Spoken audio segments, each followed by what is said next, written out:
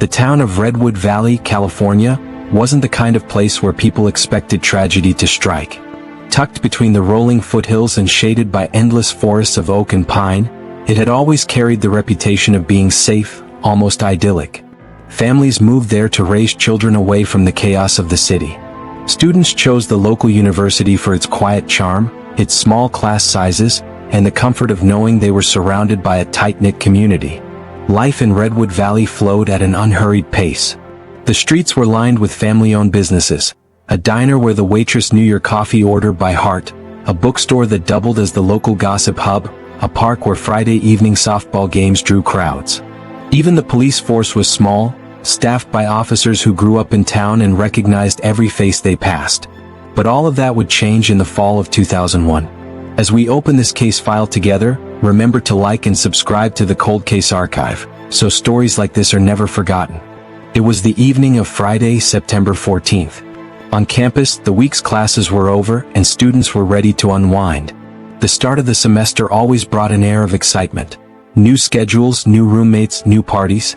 That night, music spilled from a two-story rental house just a few blocks from Redwood Valley State University. Cars lined the narrow street and clusters of students stood outside, laughing, drinking from plastic cups, leaning against hoods. Among them was 19-year-old Jessica Monroe. Jessica had grown up in Redwood Valley, the eldest daughter of Robert and Linda Monroe, and big sister to Tyler, who was 3 years younger. She was a sophomore at Redwood Valley State, majoring in English with dreams of one day becoming a writer. Friends described her as someone who could walk into a room and instantly make you feel like you belong there. Professors praised her for her focus and curiosity. Her family adored her sense of humor, the way she always checked in on them even from campus. That night, Jessica kept things simple. She wore her favorite faded blue jeans, a gray sweater, and a pair of sneakers she'd scuffed from long walks across campus. Her phone and a small leather wallet were tucked into her pockets. She carried her keys, the ones to her silver Toyota Corolla, parked not far from the party house, and nothing else. Throughout the night, she mingled easily, chatting with classmates, sipping on soda, occasionally laughing at jokes that made her roll her eyes. Friends would later say she seemed happy, relaxed, in good spirits. But as the party stretched past midnight, Jessica decided it was time to head home. She hugged her friends goodbye, promised she'd call them in the morning, and stepped outside into the cool valley night. It was just after 12:15 a.m. The street light over the parking lot buzzed faintly as Jessica walked toward her Toyota. Witnesses later recalled seeing her alone, though one or two thought she might have been talking to someone near the lot. None of those accounts could ever be confirmed. What is certain is this: Jessica never made it into her car. And she never made it home. The next morning, when Jessica's bed was still empty, her mother knew something was wrong. Linda Monroe called her daughter's phone, but it rang unanswered. She dialed her friends, her roommates, anyone who might have seen Jessica. Each time the answer was the same: they hadn't heard from her. By early afternoon, Robert and Linda drove to the police station to file a missing persons report. At first, detectives hesitated. College students went missing all the time, only to show up hours later at a friend's dorm or a weekend getaway. But Linda insisted. Jessica was not the type to vanish. She didn't run off without telling someone. She didn't ignore her family. Something was wrong. Within hours, the case escalated. Detectives canvassed the house party, asking questions, retracing Jessica's steps. Friends repeated the same story. She left around midnight, alone, heading toward her Toyota Corolla. But the car itself was never found, a troubling detail that deepened the sense that Jessica had been taken against her will. The entire town seemed to hold its breath. By evening, Redwood Valley Police issued an alert. Jessica Monroe, 19 years old, last seen near Redwood Valley State University around midnight. Flyers bearing her picture spread across the community. Local news stations ran her photograph across the screen, urging anyone with information to call. The search began almost immediately. Hundreds of volunteers poured into the streets, organizing at the Monroe family's home. Police officers coordinated grid searches through the woods and fields surrounding Sequoia Ridge, the heavily wooded area on the town's edge. Helicopters swept the valley with searchlights. Dogs were brought in, sniffing along roadsides and into the brush. Neighbors knocked on doors, asking if anyone had seen a frightened young woman pass by in the night. For Linda and Robert, Those first days blurred into one long nightmare. Linda stayed by the phone, waiting for it to ring, hoping for Jessica's voice. Robert joined the search parties, calling his daughter's name until his throat was raw. Tyler, just 16, helped hand out flyers, his hands trembling as he tried to stay strong. And then, 3 days later, the search yielded its first heartbreaking clue. On September 17, 2001, a volunteer walking along a rural back road near Sequoia Ridge spotted something half buried in the dirt. It was a small leather wallet. Inside were Jessica's student ID, a few bills, and a receipt from the campus bookstore. Just yards away, under a scatter of leaves, lay her phone, cracked, its battery dead, its screen scratched from impact. Detectives immediately secured the scene. To them, the evidence told a chilling story.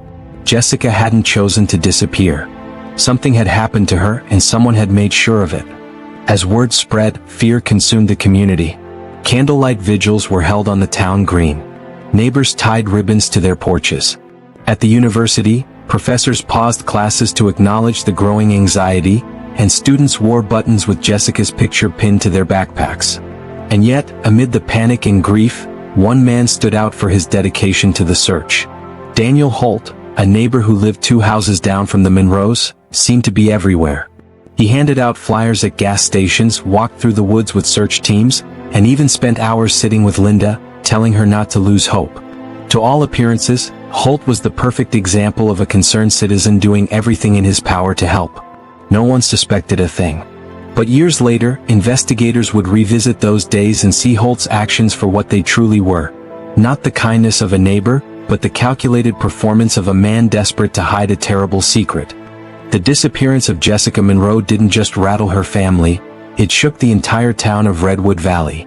In places like Los Angeles or San Francisco, missing person cases could get lost in the noise of city life. But in Redwood Valley, where everyone knew everyone, Jessica's absence was felt on every street corner, every classroom, every pew in every church. The police wasted little time. The day after Jessica was reported missing, the Redwood Valley Police Department held a press briefing.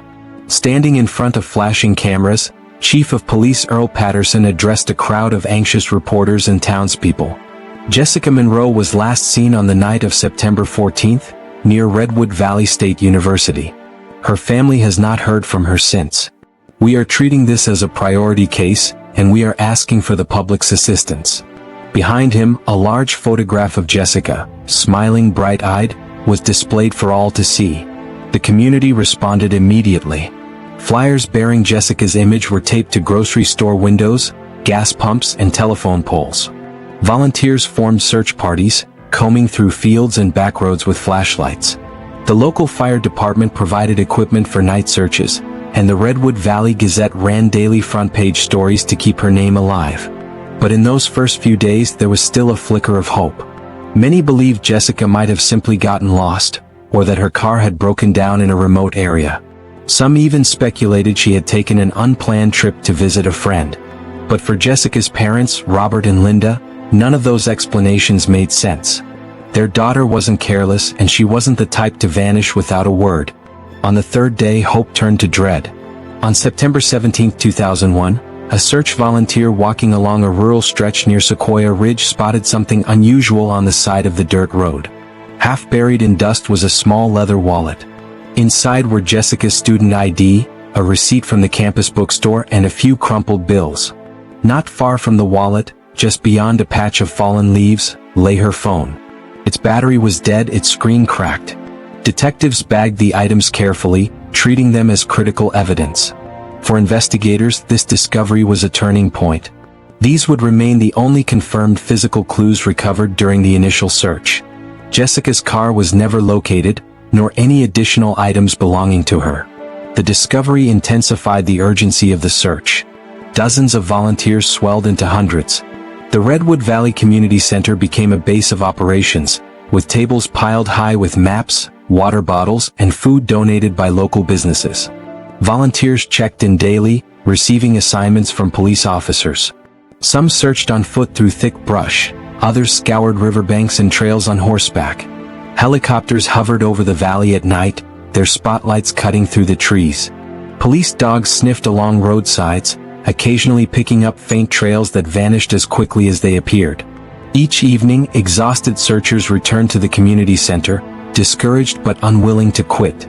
Candlelight vigils were held in the town square, where residents stood shoulder to shoulder, holding photographs of Jessica and whispering prayers. Linda Monroe attended every vigil, clutching her daughter's picture to her chest. Robert often stood behind her, silent, his jaw set, his eyes red from sleepless nights. Tyler, overwhelmed by the sudden swirl of reporters and neighbors, tried to stay strong, though friends later recalled the fear etched permanently across his face. Within a week, Jessica's case drew attention from beyond Redwood Valley. Television crews from Sacramento and San Francisco arrived in town, broadcasting live updates. Jessica's smiling face appeared on screens across California, turning her disappearance into a statewide story. The media attention brought tips, hundreds of them. Some claimed Jessica had been spotted at gas stations, diners, even a bus terminal in Oakland. Others phoned in with bizarre theories, ranging from abduction to voluntary disappearance. Detectives followed up on every lead, but none held weight. Each false lead only deepened the sense of despair. Attention soon turned toward the party Jessica had attended that night. Detectives interviewed dozens of students, piecing together her final movements. Most said the same thing. Jessica left around midnight, alone, heading toward her Toyota Corolla. But there were inconsistencies. One student claimed to have seen her speaking with a man near the parking lot. Another thought they saw her get into a car, though they couldn't describe the vehicle clearly. Detectives pursued these accounts, but the lack of detail left them with little to go on. Several male students from the party were questioned at length. Their homes, cars, and timelines were checked. Each was eventually cleared of involvement, leaving investigators with no suspects. Throughout the chaos, one man became a familiar face in the search efforts. Daniel Holt, the Monroe family's neighbor from 2 houses down. Holt was in his late 20s at the time, quiet, friendly, the kind of man who waved at neighbors and offered to help with groceries. When Jessica went missing, he threw himself into the search with unusual vigor. He was among the first to arrive at the community center each morning, volunteering for the longest and most grueling search routes. He sat with Linda Monroe during vigils, offering tissues and quiet reassurances. He told reporters how devastated he was for the family, describing Jessica as, like a little sister to all of us in the neighborhood. No one questioned his motives. To the Monroes, Holt's presence was a source of comfort in an otherwise unbearable time. But years later, detectives would look back and wonder, was Holt truly helping, or was he hiding in plain sight, making sure no one searched in the wrong direction, or too close to the truth? Despite the massive search effort, days turned into weeks and weeks into months. No new evidence surfaced. By October 2001, the official search operations had scaled back, though the Monroe family and a small circle of volunteers refused to stop looking. Jessica's car remained missing, her trail vanished into thin air. The flyers that once plastered storefronts began to fade in the sun, curling at the corners. Search parties dwindled as volunteers returned to their jobs and studies. Even the media presence shrank, leaving behind only the Monroe family and a few loyal friends, still clinging to hope. But as 2001 turned to 2002, the momentum slowed. Leads dried up. The case of Jessica Monroe, once the heartbeat of an entire community, began its descent into cold silence. Time has a way of dulling even the sharpest pain, of fading headlines and dimming memories. But for the Monroe family, the years that followed Jessica's disappearance were not years of healing. They were years of limbo, a restless, suffocating stretch of waiting, hoping, and fearing in equal measure. When the search effort first began to shrink in the fall of 2001, Robert and Linda clung to optimism. "She'll come back," Linda told friends, her voice trembling but determined. "She's out there somewhere. We just have to find her." Every holiday, Linda left an empty chair at the dinner table, a silent place reserved for Jessica. On Jessica's birthday, she baked a cake, candles burning brightly against the dark weight of silence. Tyler, now in high school, tried to adapt, but grief settled on him like a second skin. His sister's absence haunted his milestones, the driver's license he wished she'd been there to see, the graduation she would never attend. Robert became the family's anchor, though privately, he carried a storm within him. He spent evenings poring over maps, retracing the same roads that search parties had walked months before. When new rumors surfaced, he was the first to call the police, the first to drive out and check for himself. He refused to let go. But as months stretched into years, the case lost momentum. By early 2002, the Redwood Valley Police Department had exhausted its immediate leads. The wallet and phone had been tested, but technology at the time was limited. The biological traces were too small, too degraded for investigators to build a full DNA profile. The Corolla was still missing, depriving detectives of potential evidence. The case file grew thicker but not deeper. Reports piled up. Interviews with partygoers, canvassing of nearby neighborhoods, checks of pawn shops and bus stations. Each one ended the same way: negative result. Detectives reassured the Monroes that the case was still active, but Linda could sense the difference. In the first weeks, officers had called daily. By 2003, months passed without an update. Detectives rotated to new assignments, promotions reshuffled leadership, and eventually Jessica's file was boxed up and moved into the department's cold case storage. What had once been the town's heartbeat was now a fading echo. Redwood Valley itself began to heal, at least on the surface. The flyers that once blanketed storefronts had long since been torn down. The parties at the university continued. Students graduated, new faces arrived, and Jessica's story became a cautionary tale whispered only during orientation. For a while, the town held vigils every September, marking the anniversary of her disappearance. But as the years passed, attendance dwindled. What had once drawn hundreds of candle-bearing neighbors became a quiet gathering of a few dozen loyal supporters. To outsiders, it seemed the town had moved on. But for Robert, Linda, and Tyler, the wound never closed. Linda kept Jessica's bedroom exactly as it had been the day she vanished. The books stacked neatly on her desk, the posters still taped to the walls, her clothes folded in drawers. Each morning she cracked open the door, half expecting to find her daughter asleep inside.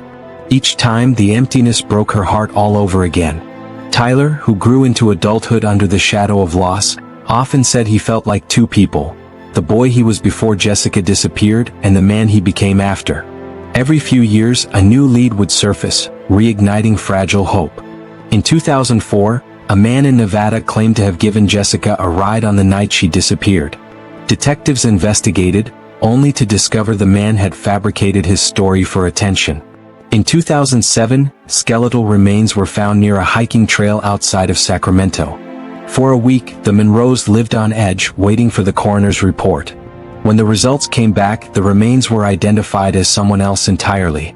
In 2012, rumors spread online that Jessica had been spotted in Arizona, living under a different name. The family begged investigators to look into it, but once again the lead collapsed. Each time the Monroes were left broken. Hope raised, hope destroyed. Each time, Linda said it felt like losing her daughter all over again. Through it all, one man managed to go unnoticed: Daniel Holt, the Monroes' neighbor. In the years after Jessica's disappearance, Holt built a life that seemed almost ordinary. He worked steady jobs, volunteered at community events, and eventually married. He and his wife bought a modest home across town, where they raised children of their own. To anyone watching, Holt was the picture of a normal family man. He attended vigils in the early years, though less frequently as time passed. He waved politely to the Monroes whenever he saw them in town, offering the same sympathetic nod he'd given them since 2001. No one ever suspected him. But beneath the mask of normalcy, Holt lived with a secret that gnawed at him. He had been part of the search for Jessica. He had sat beside her grieving mother. And all the while he knew exactly what had happened and where Jessica was. For nearly 2 decades, Holt managed to blend into the fabric of Redwood Valley, a predator disguised as a neighbor, his crime buried as carefully as Jessica's body. By the mid-2010s, Jessica's case had grown cold enough that even longtime detectives hesitated to revisit it. Resources were limited and newer cases demanded attention. But for the Monroes, time only made the pain sharper. Robert and Linda grew older, their hair graying, their faces marked by years of sleepless nights. They often worried they would die without ever knowing the truth. Tyler, now a young adult, carried the torch. He spoke at small vigils, wrote letters to lawmakers urging for more funding for cold case units, and refused to let his sister's name fade into obscurity. Still, by 2020, nearly 2 decades had passed. Jessica's room remained untouched. The case file remained closed. And Holt remained free.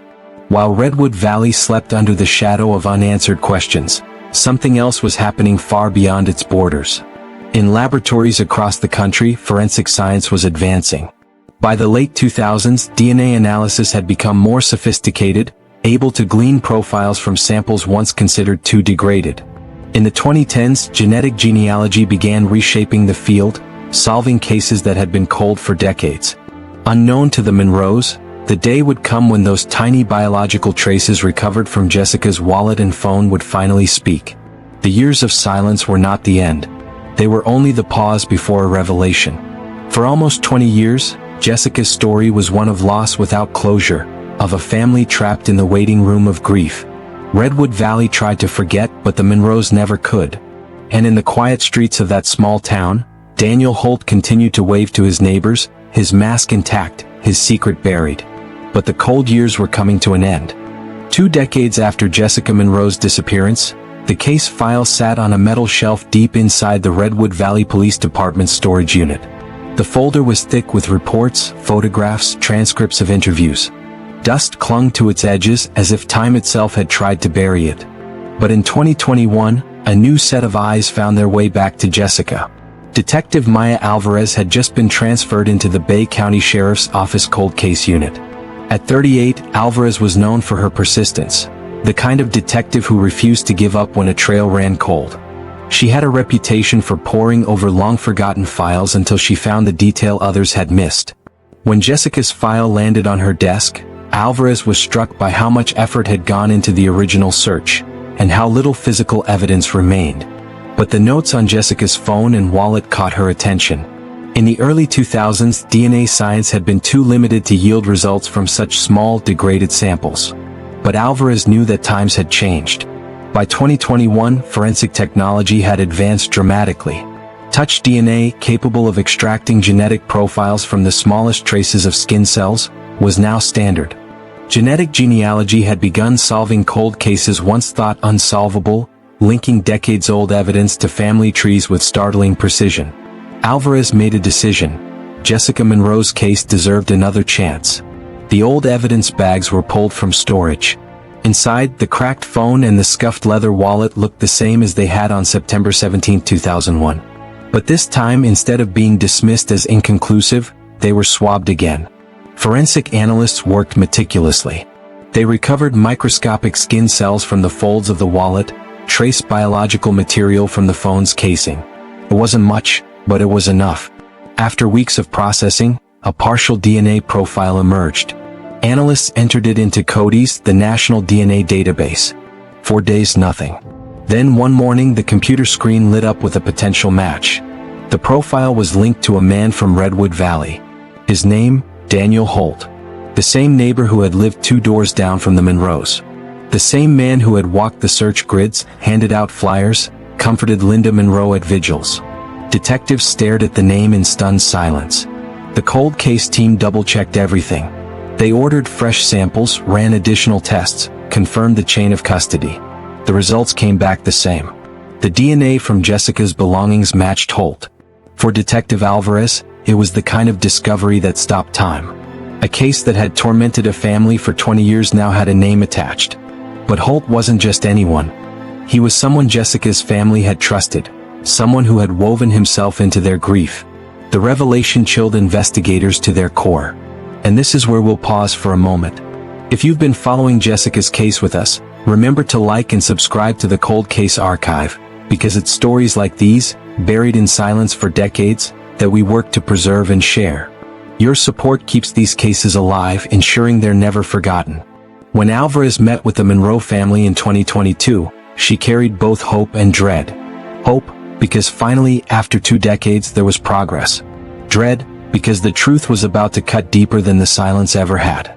Sitting across from Robert and Linda, Alvarez explained carefully, DNA from Jessica's belongings had matched a suspect.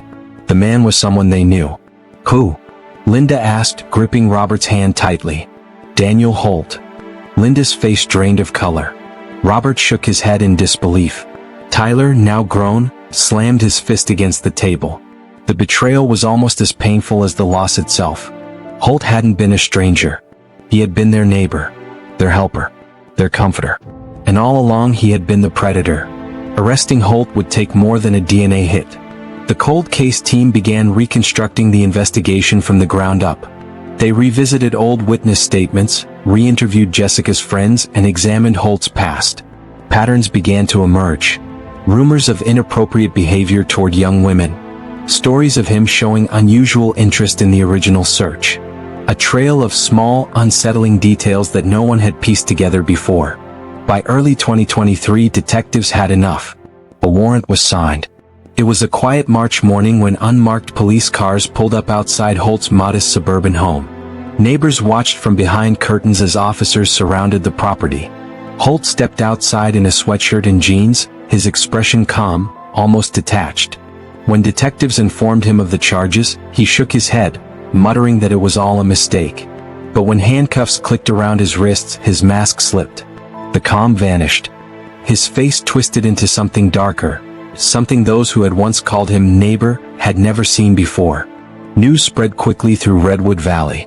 For a town that had long since stopped expecting answers, the arrest was a jolt of electricity.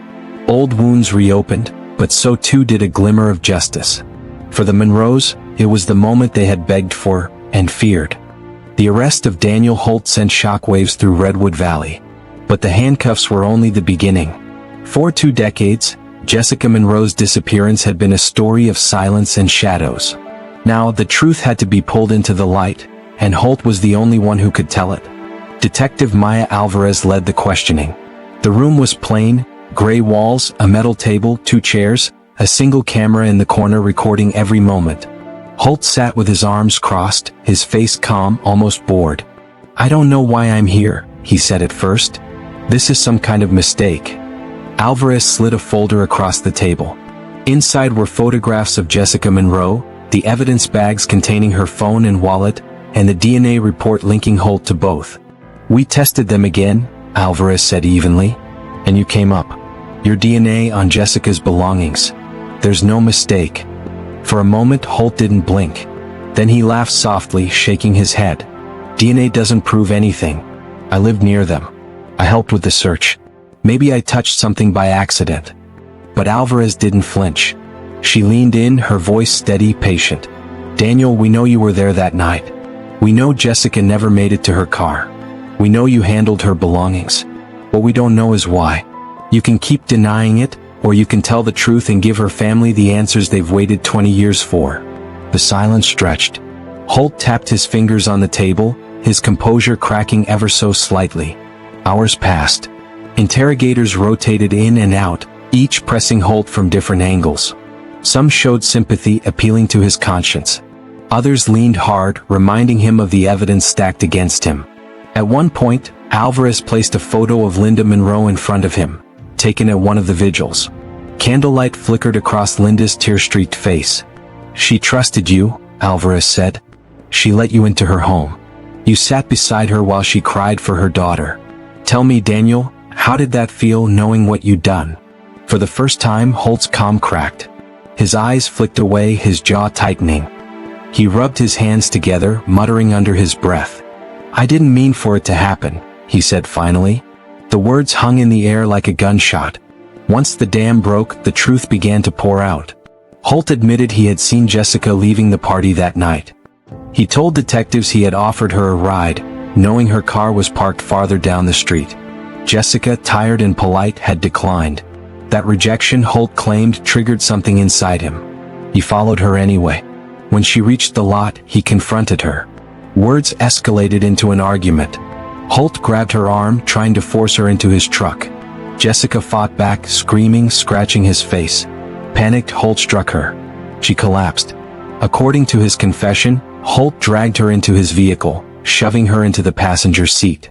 He drove toward the outskirts of Redwood Valley, heading for the secluded woods near Sequoia Ridge. Jessica was still alive when they arrived. Holt admitted he bound her hands and tried to silence her. But when she resisted again, his panic turned deadly. "I didn't plan it," he repeated, rocking slightly in the chair. "I didn't plan it. I just wanted her to stop." Detectives listened in silence, their stomachs heavy. Holt confessed that he buried Jessica's body in a shallow grave near the edge of the woods. But days later, as search teams swept the area, he realized they were getting close. Terrified of being caught, Holt dug up the body and moved it deeper into the forest. He repeated this process twice more over the years, always fearing discovery. Each time the Monroes organized a new search effort, Holt would watch carefully, then shift Jessica's remains just out of reach. By the time investigators caught him in 2023, Holt admitted he could no longer remember the exact final location. "Somewhere near the old logging road," he muttered. I can take you there." While Holt confessed inside the interrogation room, the Monroe family sat in a nearby conference room. The minutes stretched like hours. Tyler paced the floor, his fists clenched. Robert sat rigid in his chair, silent, staring at the wall. Linda clutched Jessica's photo to her chest. When Detective Alvarez finally entered, her face gave away the truth before she even spoke. "He confessed," she said softly. "He admitted what he did." Linda broke down, sobbing uncontrollably. Robert closed his eyes, whispering a prayer. Tyler slammed his fist into the table again and again, his anger boiling over. The relief of knowing was swallowed whole by the horror of the details. True to his word, Holt led investigators to a remote stretch near Sequoia Ridge. He pointed to a patch of ground near an overgrown logging road, describing where he had last buried Jessica. Cadaver dogs were brought in. Forensic teams began carefully excavating the area layer by layer. And though it took days, eventually fragments of skeletal remains were uncovered. Dental records confirmed what the Monroes had dreaded for 20 years. Jessica had finally been found. News of Holt's confession shattered Redwood Valley.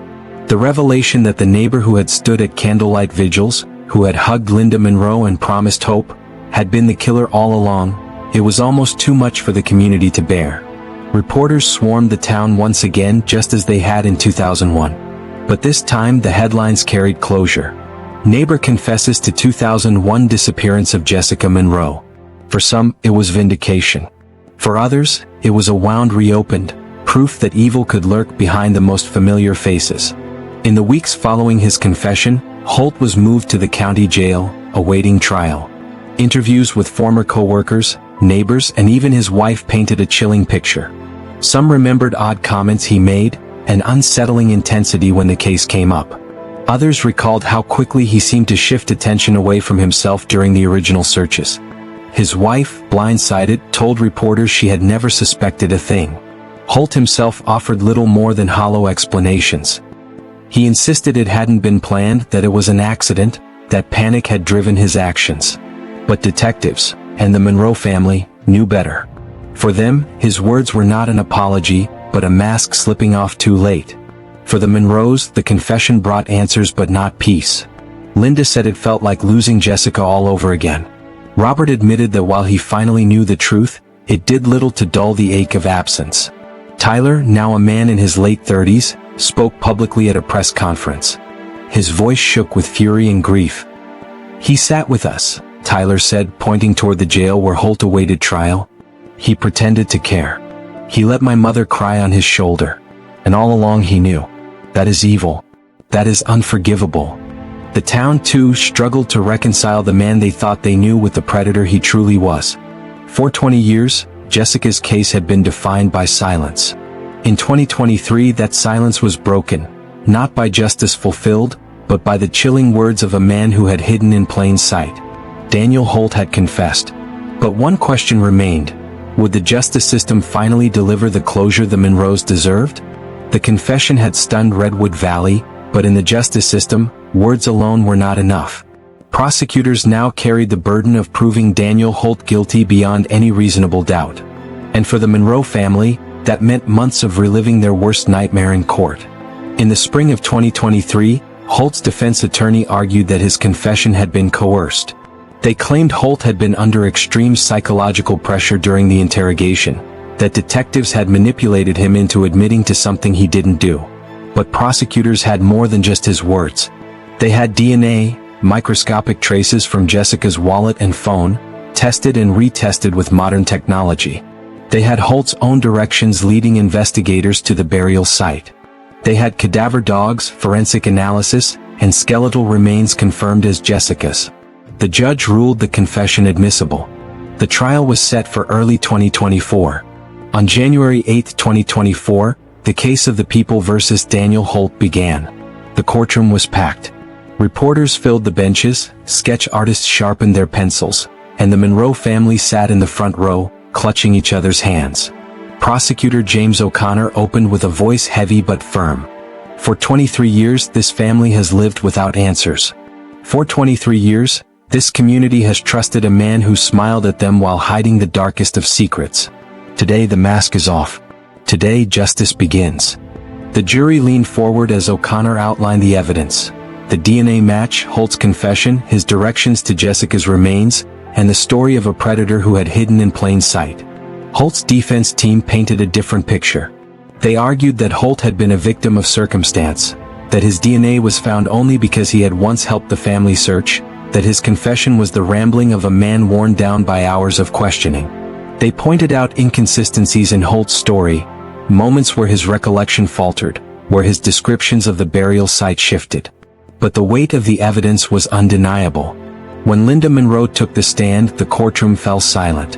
Her voice trembled as she described the night Jessica disappeared, the endless years of searching, the hollow hope of false leads. She looked directly at Holt as she spoke. "You sat in my living room," she said, her hands shaking. "You told me we'd find her. You looked me in the eyes and lied. You let me cry on your shoulder while you knew the whole time where my baby was. You are a monster." Robert Monroe testified next, his tone steady but filled with fury. "He didn't just take my daughter. He stole 20 years of our lives. 20 years of not knowing. 20 years of pain." Tyler's testimony was raw, unfiltered. "I grew up with his shadow over me," he told the jury. "He waved to me in the street. He stood beside us at vigils. And all along he was laughing inside. He killed my sister. He destroyed my family. Don't let him walk away from this." Jurors wiped tears from their eyes. After weeks of testimony, the jury deliberated for just 2 days. On February 19, 2024, they returned to the courtroom. The foreperson stood, voice steady. "We find the defendant, Daniel Holt, guilty of first-degree murder." Gasps filled the room. Linda sobbed uncontrollably. Robert bowed his head, whispering a prayer. Tyler clenched his fists, tears streaming down his face. Holt showed no reaction. His expression was the same mask he had worn for years, but this time it no longer held power. At the sentencing hearing weeks later, Judge Marianne Keller delivered her ruling. "Mr. Holt, you committed a crime of profound cruelty. You stole the life of a young woman, deceived her family, and evaded justice for over 2 decades. The pain you caused is immeasurable. For this, you will spend the rest of your life in prison without the possibility of parole." Holt was led away in shackles, his final glimpse of freedom gone forever. Redwood Valley struggled to process the verdict. For years, residents had trusted Holt, allowed him into their homes, even praised his dedication during the early searches. Now that trust fell poisoned. The town held a candlelight vigil for Jessica. Not a search this time, but a memorial. Hundreds gathered, their candles flickering in the night. They spoke her name aloud, refusing to let it fade. For the Monroes, justice was bittersweet. Jessica was never coming home. But at last they knew the truth. At last her killer was behind bars. Linda finally packed away Jessica's room. Not to erase her, but to honor her. "She's not coming back," she said softly. "But now she can rest." Robert planted a tree in their yard in Jessica's memory. Tyler, now a father himself, promised his children they would always know the story of their Aunt Jessica. Not as a victim, but as someone whose memory helped change the way cold cases were pursued. Jessica's case became a rallying point for funding cold case units across California. Her story was used in law enforcement training to emphasize the power of genetic genealogy and persistence. Detective Maya Alvarez received commendations for her role, but she said the true credit belonged to the Monroe family. "They never stopped pushing," she told reporters. "They never stopped hoping. Without them, Jessica would still be a file in storage." The story of Jessica Monroe is one of grief, betrayal, and delayed justice. But it is also a story of resilience, of a family who refused to let her name fade into silence. Daniel Holt may have hidden for 2 decades, but in the end, the truth caught up with him. This has been the Cold Case Archive. Thank you for joining us as we preserve these stories one file at a time. Don't forget to like, share, and subscribe so that the memory of these cases lives on.